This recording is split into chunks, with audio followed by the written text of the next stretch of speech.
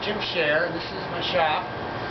And this winter we decided to work on a Morris Minor. We decided we want to try to make it a more fuel-efficient car.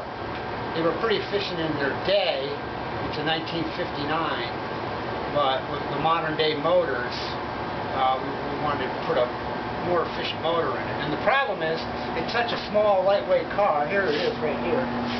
That they really don't make a motor small enough for an automobile to go in this car. This is an 1,800-pound car. No, 1,600 pounds. The Volkswagen Beetle weighed 1,800 pounds. That was considered a pretty small, light car. So what we decided to do was to use a turbo diesel out of a Kubota lawn tractor. A 3-cylinder Kubota diesel. Is this a very complicated switch? Involving a lot of parts? We have to. So here's the motor.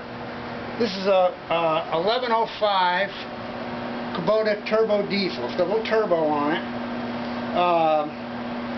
It came out of I think a Toro wheel mower. And we're going to adapt a Toyota transmission on it from an early Corolla, like an 80s vintage 5-speed transmission, and put it in that car. So we have to redo the motor mounts. That's what I've been working on today. This part here, this wooden part, I bolted onto the original motor out of the Morris Minor, which is this motor here, and this is how the motor mounts go onto there. It's like this. So that wooden kind of represents where these motor mounts ended up in the original car. So that allows me to kind of work on it out of the car that way. So the motor will sit in the same area? Yeah, it'll sit right in the same spot. And basically I'm just lining up the center of the crank to where the center of this crank of the other motor lined up. So that's basically where it is. It's in the center of the car. All right. And the motors are very similar in weight. I think the one motor weighs another, let's see, the one out of the Morris weighed 230, and the diesel, the new 3-cylinder diesel, weighs like 235. So they're really, really close. So the horsepower weight ratio would be similar. Yeah, very similar. Actually, the diesel's rated at a little lower horsepower. It's rated at 33, I believe. And but much more torque. And what do we have down here? So this is the front of the Morris. I don't know if we saw it before, but that's the front of the Morris.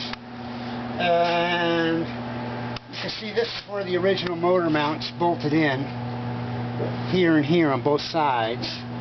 And that piece of wood you saw kind of represents this surface. So our new motor mounts are going to be the same. They're going to be moved back this way a little bit, but still lined up on this edge. So that gave you the proper pattern. Yeah, that gave me a pattern to make the motor mounts to get it bolted in. So that's the front motor mounts, and then next we have to start working on the rear motor mounts, or the transmission mounts in the back.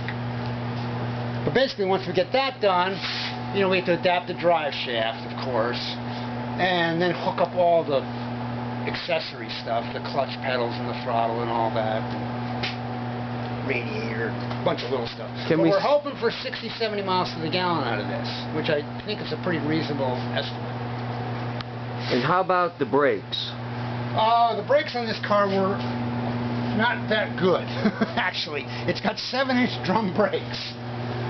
And in the day, because they were allowed to use different materials for the brake shoes, they were allowed to use like asbestos and stuff they can't use today. They worked better.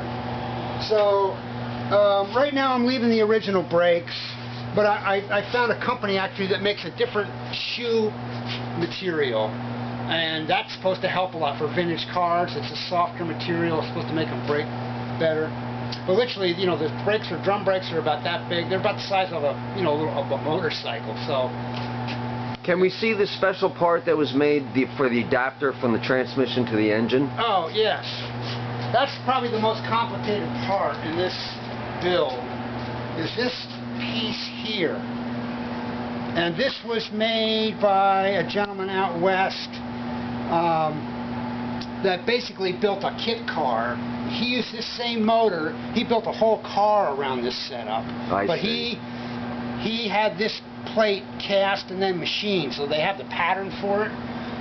So I was able to buy one of these from him, and because there's a lot of work. To adapt the transmission to the crankshaft to the motor, those two shafts have to be lined up literally, within a couple thousandths. And is that cast or forged?